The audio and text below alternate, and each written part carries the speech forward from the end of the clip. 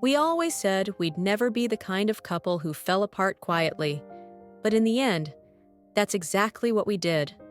One ordinary moment at a time, until love became a habit. Habit became distance, and distance became the only thing left between us. Part 2. I sat there on the floor, gripping Chris's journal like it might slip through my fingers and disappear. The words on the page burned into my mind, rewriting everything I thought I knew. He had noticed.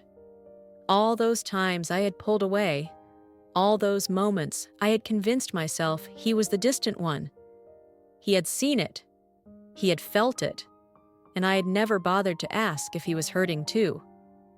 I swallowed hard and forced myself to open the journal again. The next entry was dated 2 weeks before he left. She stopped kissing me first. I don't think she realized it, but I did. It used to be instinctive, the way she would reach for me, the way she would linger. But now, I wait. I wait for her to close the distance, and she doesn't. I don't know how we got here. I don't know how to make her want to stay. I pressed a hand to my mouth, my pulse hammering in my ears. How had I not seen it? I had spent months drowning in my own grief, convinced that he had given up on me. But maybe, just maybe, I had been the first to let go. I turned the page. We fought again today. I don't even remember how it started. Maybe she forgot to tell me something. Maybe I said the wrong thing. It doesn't matter. We keep having the same argument, only now we don't even raise our voices. It's just quiet, tired. I used to think breaking up meant yelling, slamming doors, saying things you couldn't take back. But maybe this is worse. Maybe it's the silence, the slow, steady unraveling of everything we built. I love her.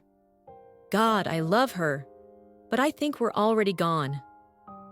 Tears blurred the words on the page. I had been waiting for anger, for proof that he had stopped loving me long before he left. But there was nothing like that here. No resentment, no cruelty, just sadness, just loss. Chris had fought for us. He had felt me slipping away, and he had tried. But I hadn't. I had been so caught up in my own fears, my own doubts, that I had let them swallow me whole. And by the time he left, I had already been halfway out the door. I wiped my eyes, flipping to the last page he had written. There were only a few words. Short, simple, devastating. I hope she remembers the good parts. A sob ripped out of me, raw and unexpected, because I hadn't. I had spent all this time clinging to the hurt, the heartbreak, the way he had walked away. I had let those moments define us. But there had been good parts. So many good parts. The way he used to tuck my hair behind my ear when I was rambling. The way he could always make me laugh, even when I didn't want to. The way his arms had felt like home. I pressed the journal to my chest, curling over it like I could somehow hold all of it. Him, us, everything we had been. I didn't know what to do with this truth, but for the first time, I knew one thing for sure. I wasn't the victim of this story. I had been part of the breaking too. I didn't move for a long time. The journal sat in my lap, its weight pressing into me like a heartbeat. The apartment was quiet, too quiet. It felt like the kind of silence that came after a storm, when the wind had finally settled, but the wreckage was still there, waiting to be dealt with. Chris had left. That part hadn't changed. But the story I had told myself about it, the one where he had been the villain and I had been the wounded, abandoned one, had just crumbled to dust. The truth was messier. I had loved him, he had loved me, and we had failed anyway. I took a shaky breath and forced myself to stand. The weight in my chest hadn't disappeared, but it felt different now. Not as sharp, not as suffocating. It was grief, yes, but a different kind. the kind that came with understanding, with finally seeing the whole picture instead of just the pieces that hurt the most. I set the journal on the coffee table and stared at it. I could keep reading. There were still pages I hadn't gone through, still thoughts of his I hadn't yet uncovered. But what would be the point? I already knew what mattered. Chris hadn't left because he stopped loving me. He had left because love alone wasn't enough. The apartment felt too small all of a sudden, like the walls were pressing in. I grabbed my coat, slipped on my shoes, and then I walked out the door. The city was still alive, even in the late evening. People bustled past me on the sidewalk, some alone, some laughing with friends, some wrapped up in each other, tangled in quiet moments of love they probably took for granted. I let the cold air clear my head, my steps aimless. I wasn't sure where I was going, only that I needed to be moving. Somewhere between one block and the next, I found myself outside a coffee shop. One Chris and I used to go to. I almost turned around, almost kept walking, but instead, I stepped inside. The bell above the door jingled. Warmth wrapped around me, thick with the scent of roasted coffee beans and baked goods. The hum of conversation filled the space, a low murmur of life moving forward. I approached the counter, ordering without thinking. "A black coffee, please." The barista nodded, scribbled my order, and rang me up. As I waited, my gaze drifted to the corner table by the window. Our table. We had sat there so many times. Him with his cappuccino, me with my latte. His fingers drumming on the table as he talked about a new idea, my laughter spilling out when he said something ridiculous. For the first time in weeks, the memory didn't feel like a punch to the gut. It just felt like something that had once been mine. Something I had lost. Yes, but also something I had gotten to have at all.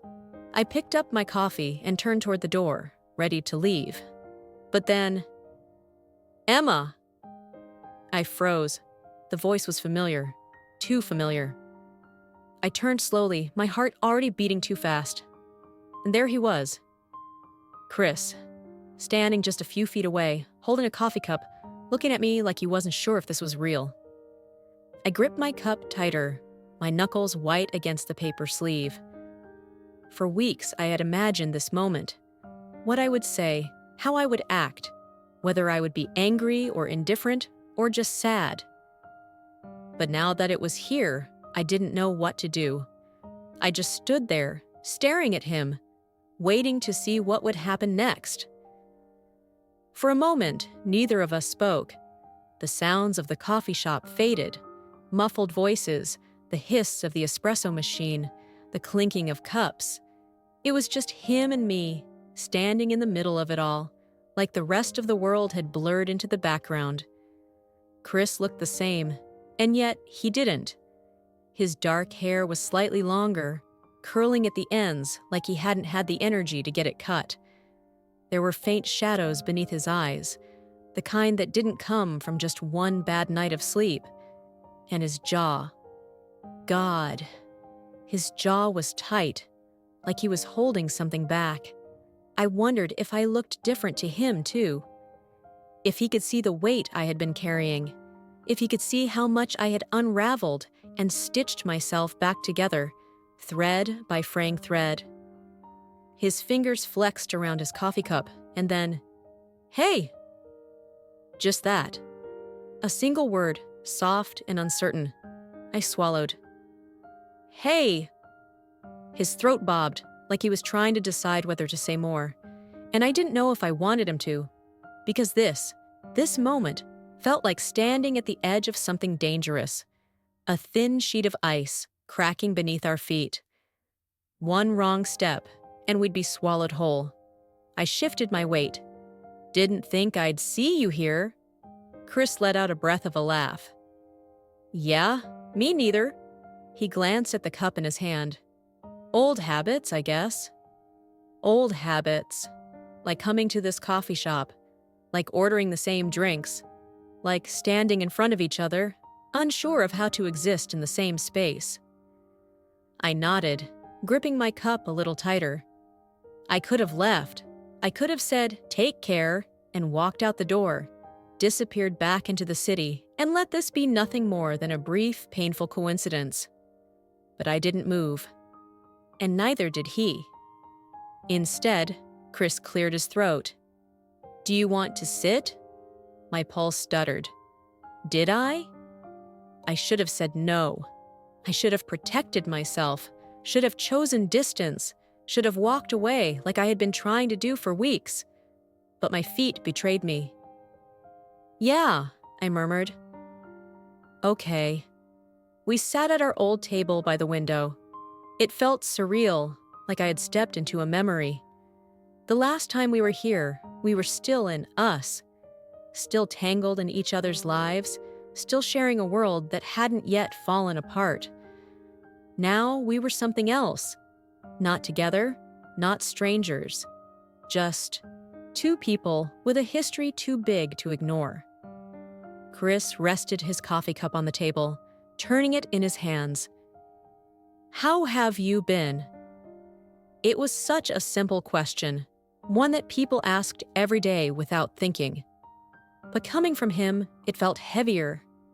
I could have lied. I could have told him I was fine, that I had moved on, that his absence hadn't hollowed me out. But I was tired of pretending. "I don't know," I admitted. "Some days are better than others." Chris nodded, like he understood exactly what I meant. "Yeah, same." The silence that followed wasn't uncomfortable. It was just full of things unsaid, full of everything we had been and everything we had lost. I ran my thumb over the rim of my cup. "I found your journal." His hand stilled. I saw it, the way his entire body tensed for half a second, before he exhaled through his nose, nodding slowly. "I figured you might." "I wasn't going to read it," I said, but I did. Chris's lips parted slightly, like he wanted to respond but didn't know how. So I kept going. "I thought I knew the whole story," I said, my voice quieter now. "I thought I knew why we fell apart, but I didn't, not really." He swallowed. "And now?" I met his gaze. "Now, I think we were both breaking long before the end." His expression shifted, something raw flickering in his eyes. "Yeah," he murmured. "I think so too." And just like that, the anger I had been holding on to for so long slipped away. Not all of it, not completely, but enough. Enough to stop blaming him for everything.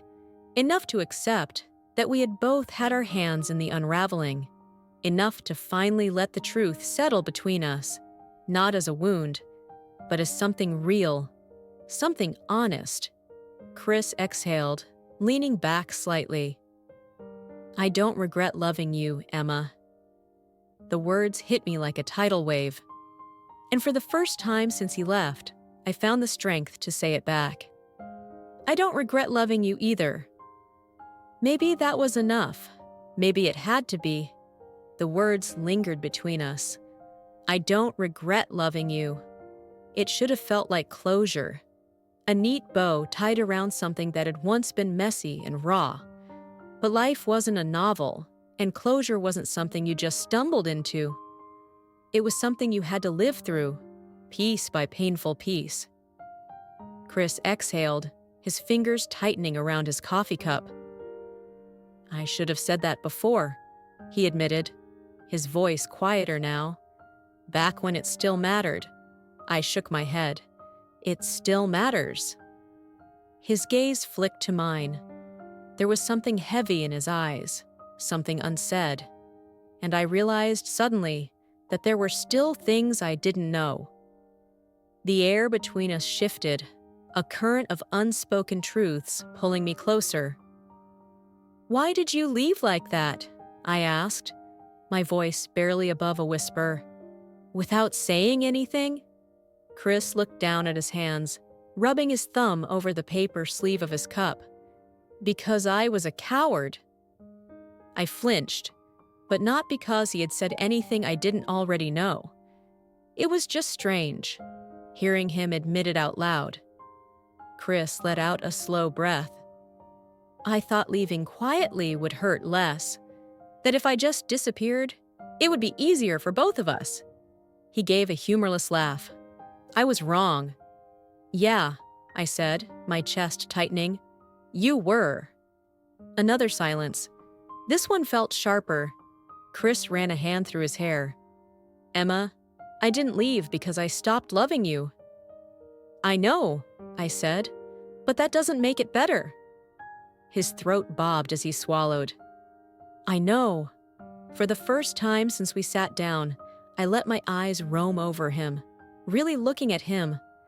The exhaustion in his face, the way his shoulders slumped, like he was carrying a weight too heavy for one person.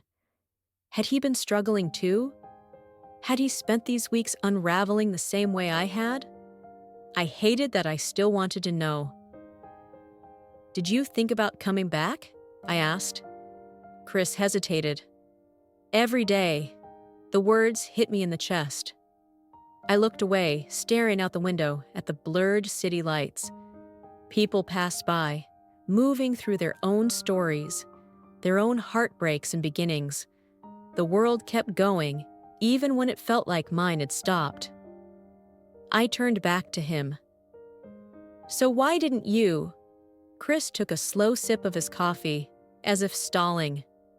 Then, he set the cup down carefully, his fingers lingering against the rim. Because I didn't think I deserved to, he admitted. And because I didn't know if you'd want me to. A lump formed in my throat. There it was. The truth. The part neither of us had said out loud until now. I don't know what I would have done, I murmured. If you had come back. Chris studied me, his expression unreadable. And now? I forced myself to breathe. Now, I was sitting across from him in a coffee shop that used to be ours. Now, I was looking at the same face I had memorized, the same eyes that had once felt like home. Now, I was hearing the truth I had wanted for so long. And yet, I don't know, I admitted. I think I'm still figuring that out. Chris nodded, like he understood. Maybe he did. Maybe we were both just trying to find the edges of this, trying to figure out what remained after everything had crumbled. For a long moment, neither of us spoke. Then, Chris sighed. I'm leaving the city. The words cut through me, sharper than I expected. I blinked. What? His fingers drummed against the table. I got a job offer. It's a fresh start. A fresh start. Something in my chest ached. When? A week from now. 1 week, 7 days. That was all we had left. I gripped my coffee cup, my pulse loud in my ears. Oh, Chris gave me a small, sad smile. I didn't plan on telling you, but then I saw you and... He sighed. I didn't want to leave without saying goodbye this time. Goodbye? The word felt final, even though it shouldn't have. I had spent weeks mourning him, grieving what we lost, telling myself over and over again that he was already gone. But now that it was real, now that it had a timeline, it felt different. He was leaving. And this time, there wouldn't be a maybe. There wouldn't be a someday. Chris shifted in his seat, watching me carefully. Are you okay? I let out a slow breath. I don't know. Honest. It was the only thing I could be. Chris nodded. That's fair. I traced the rim of my cup, gathering the courage to ask the question that had been pressing against my ribs since the moment I saw him. If you weren't leaving, I said, my voice steady, would you have wanted to try again? Chris's lips parted slightly, like he wasn't expecting that. He stared at me for a long moment. Then he smiled. But it wasn't a happy smile. It was the kind that hurt, the kind that carried too many what-ifs. I think we would have just hurt each other again, he admitted. And I don't want that for you, or for me. The answer stung, but it was honest, and that mattered more.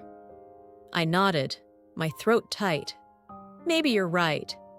Chris exhaled, rubbing the back of his neck. Doesn't mean I don't still love you. My breath caught. I could feel the weight of the words, the way they settled in the air between us, heavy and real. I swallowed hard. I know, and I did. Because despite everything, despite the pain and the mistakes, and the endings we never wanted, love had never been the problem. It had been everything else. Chris glanced at the time. I should go? I nodded, though I wasn't sure I was ready to watch him walk away. He stood slowly, hesitating for a second, before reaching into his coat pocket. When his hand reappeared, he was holding something small. A key. My key. He placed it on the table between us, sliding it forward until it touched my fingertips. I stared at it, my chest tightening. You never change the locks, he said softly. I let out a shaky breath. I guess I wasn't ready to? Chris smiled, sad and knowing. Maybe now you are. I picked up the key, feeling the cool metal against my palm. Maybe I was. Maybe it was time.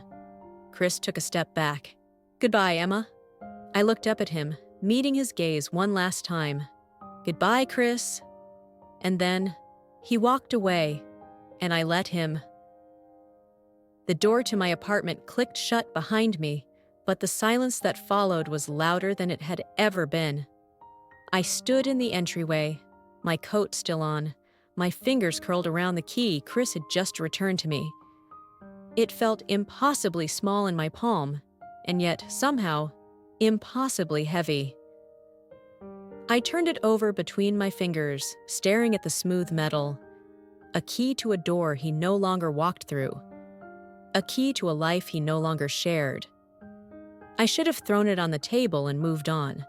Should have set it down like it meant nothing, like it wasn't pressing into my skin, leaving behind an imprint I wasn't sure would ever fade. Instead, I carried it with me as I moved through the apartment, my footsteps echoing in the quiet. Everything looked the same. The couch still had the blanket he used to steal on cold nights. The bookshelf still held the novel he never finished reading. The kitchen counter still had the coffee mug, the one I never used because it had always been his. For weeks, I had been living in the ghost of him, and now I had to figure out how to exist without it. I took a deep breath, forcing myself to move. I shrugged off my coat, draping it over the back of a chair. I untied my shoes, sliding them off without care. My bag landed on the kitchen table with a soft thud. Everything in its usual place. Everything except me. I found myself standing in the center of the living room, staring at the spot where he used to sit. The air felt thick, pressing against my chest in a way I couldn't quite shake. Chris was leaving the city. In 1 week, he would be gone. No more, maybe. No more what if. Just gone. I squeezed my eyes shut, exhaling slowly. I had thought I was ready for this. I had spent weeks telling myself he was already gone, that I was already living in the after. But this was different. This was real. This was the finality I hadn't been prepared for. I opened my eyes again and let my gaze drift to the bookshelf. To the copy of The Great Gatsby sitting on the middle shelf, its spine cracked, its pages slightly bent from the way Chris used to dog-ear them, no matter how many times I told him not to. I moved without thinking, reaching for it. When I pulled it free, a slip of paper fluttered to the floor. I froze. For a moment, I just stared at it, my pulse thrumming in my ears. Then, slowly, I bent down and picked it up. It was an old receipt, one of those long ones. The ink faded at the edges. And scrawled in Chris's handwriting, in the empty space near the bottom, were 3 words. I miss you. A sharp inhale caught in my throat. I ran my thumb over the ink, my fingers trembling slightly. There was no date, no explanation, just those 3 words, written in a way that felt unspoken and urgent. Had he written this when we were still together? Or after? Had he meant for me to find it? Or had it been something he kept for himself, something he had folded away and forgotten, until now? I pressed the receipt between my fingers, my chest tightening. There was no way to know. And maybe it didn't matter. Maybe what mattered was that for all the ways we had failed each other, for all the things we had left unsaid, Chris had missed me too. I exhaled shakily, blinking back the pressure behind my eyes. Then, carefully, I folded the receipt and tucked it back inside the book. I wasn't ready to throw it away. Not yet. Maybe not ever. The city felt different the next morning. Or maybe I did. I walked the familiar streets, coffee in hand, wrapped in my coat against the early autumn chill.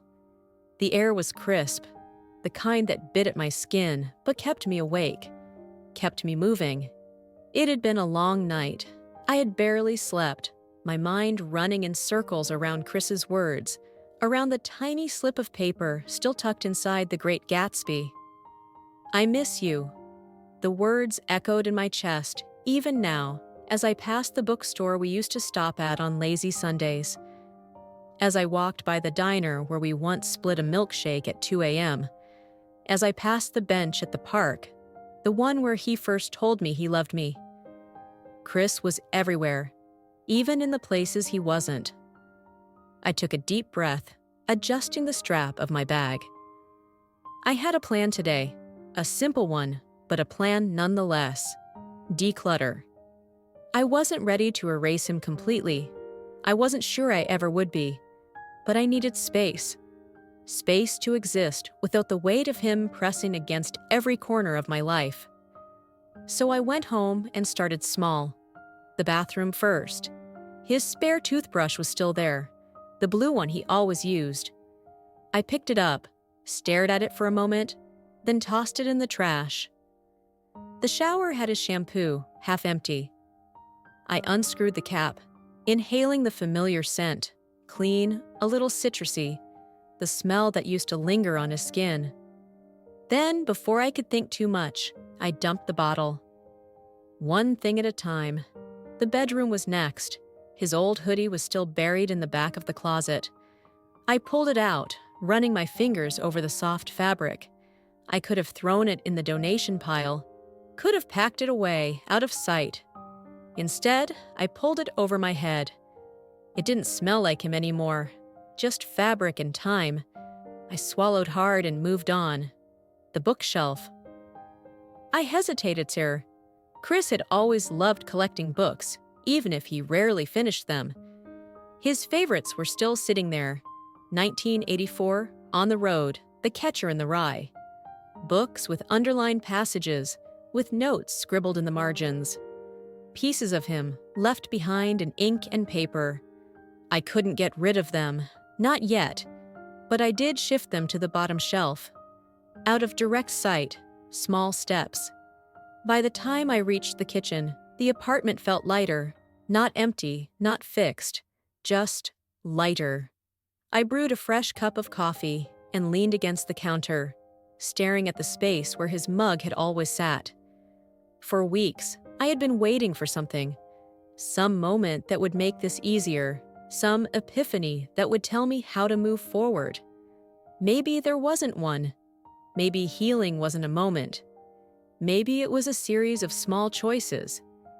Maybe it was standing here, in this apartment, in the life I had built before him, and the life I would have after him, and knowing that I would be okay. Maybe, little by little, I was learning how to let go. The airport was colder than I expected. Or maybe that was just me. I stood near the departure gate, hands stuffed in my coat pockets, watching the people move around me. Some were rushing, some lingering. Some were laughing, some were crying. Goodbyes were happening everywhere. And soon, ours would too. Chris hadn't noticed me yet. He was standing near the check-in counter, a duffel bag slung over one shoulder, his fingers scrolling absently through his phone. He looked calm, settled, like this was just another trip, like this wasn't the end of everything. I exhaled slowly, forcing my feet to move. When I stepped into his line of sight, his head lifted. His eyes met mine, and for a moment, neither of us moved. Then he smiled. Not the wide, easy grin I had memorized over the years.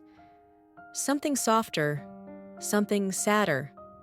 "Hey," he said. "Hey," I echoed. Up close, I could see the exhaustion on his face, the way his eyes were just a little heavier, the way his jaw was a little tighter. He'd been losing sleep over this too. That didn't make it any easier. "I didn't think you'd come," he admitted. "I almost didn't," I said. "But I figured I should." He nodded, shifting his bag higher on his shoulder. "I'm glad you did." For a moment, we just stood there. The overhead announcements crackled through the speakers. People bustled around us, dragging suitcases, hugging loved ones. Life moved forward. I swallowed. "So, this is it." Chris let out a breathy laugh, running a hand through his hair.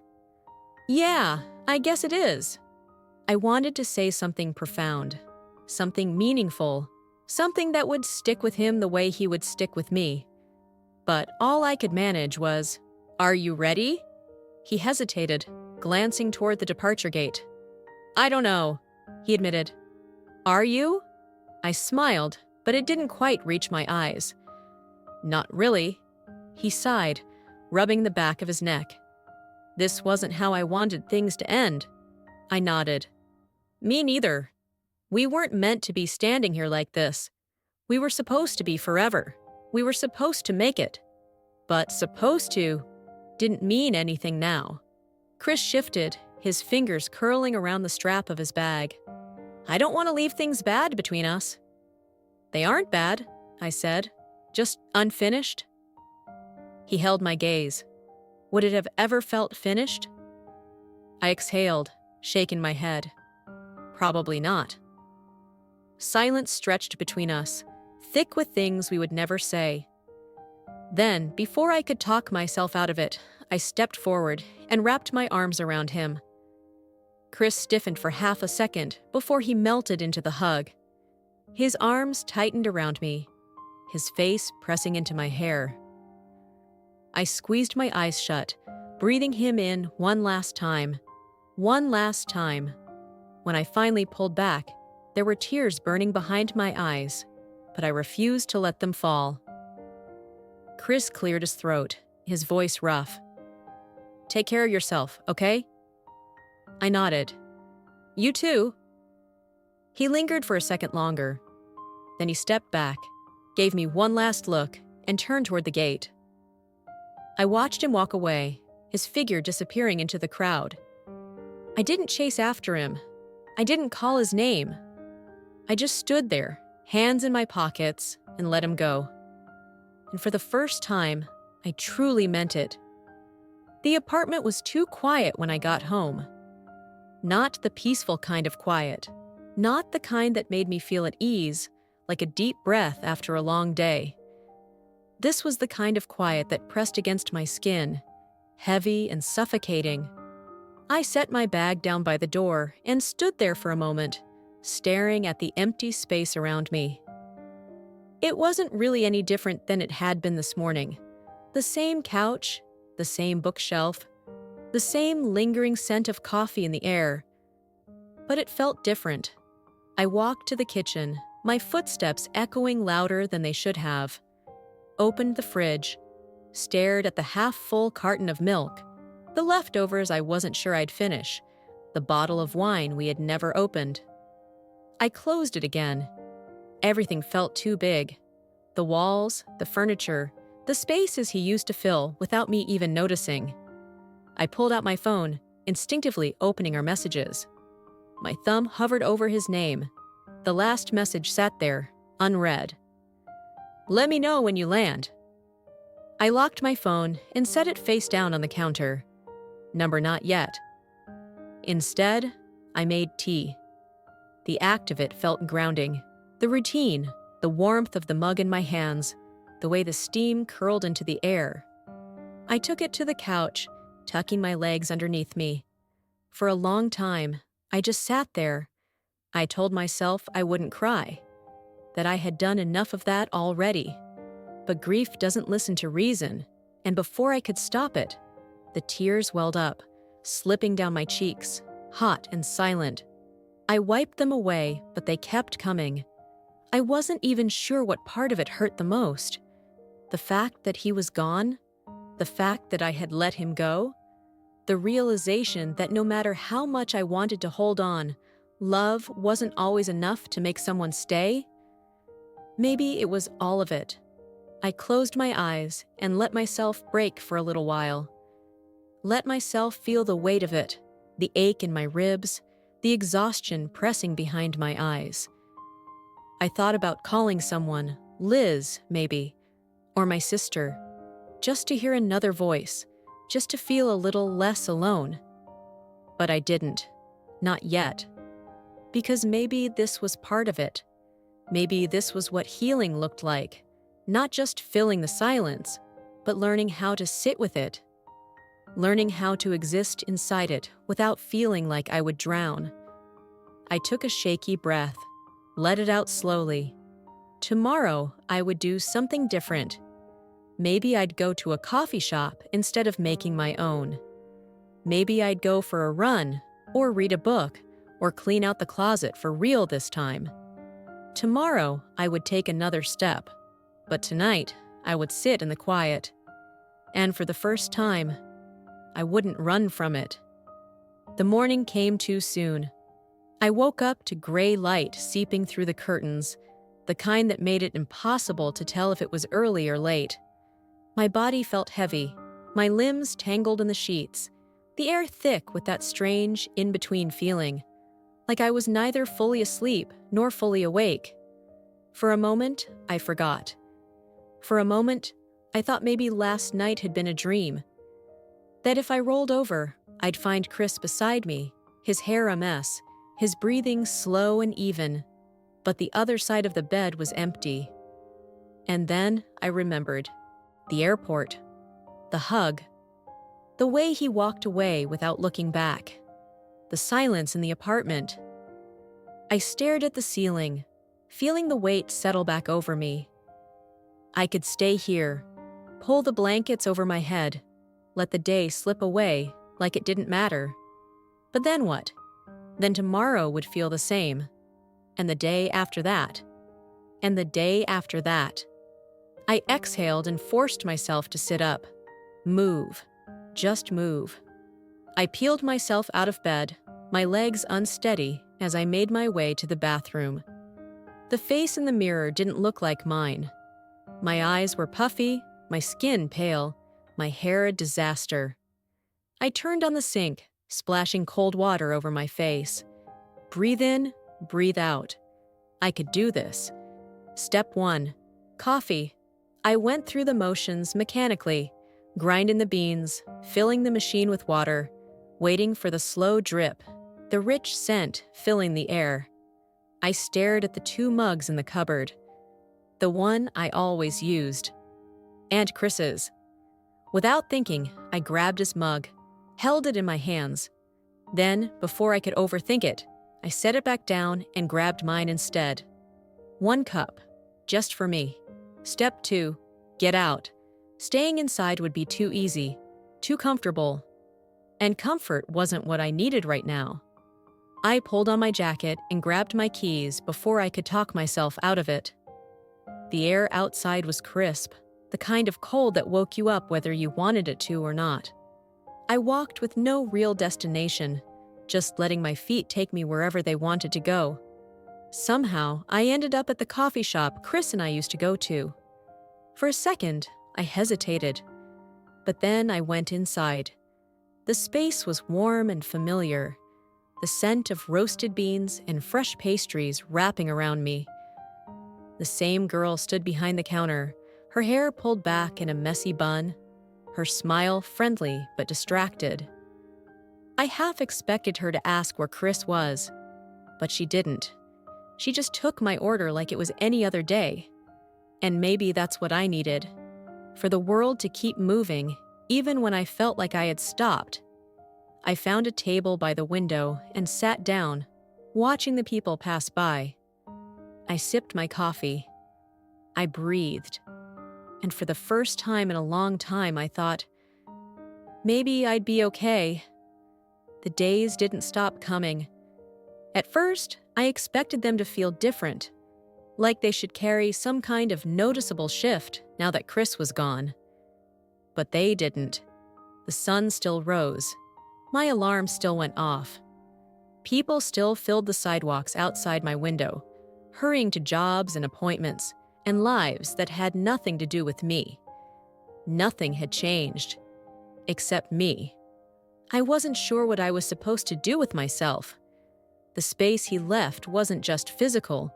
It was in the small things, the routines we had built together, the texts I didn't send, the movies I didn't queue up, the conversations I had already started in my head before remembering there was no one to finish them with. But I tried. I made lists. Stupid, simple lists that had nothing to do with emotions and everything to do with getting through the day. Take a shower. Eat something real. Go outside. Talk to another human being. Do one thing that makes today feel different. Some days, I followed the list. Other days, I ignored it completely. But even when I ignored it, I still heard it in the back of my mind, nudging me forward. So, I moved. I went to work. I made coffee. I texted Liz back, even if I didn't always feel like talking. And one afternoon, when I caught myself staring at the same book on my shelf for the third day in a row, I picked it up and actually opened it. It felt strange at first, letting myself sink into a story, letting my brain focus on someone else's problems instead of my own. But then, a few pages in, something shifted. For the first time in weeks, I wasn't thinking about Chris. I wasn't thinking about the airport, or the last fight, or the way his absence felt like a missing limb. I was just here, in this moment, reading words that had nothing to do with him. I kept turning pages. And for the first time since he left, I didn't feel like I was drowning.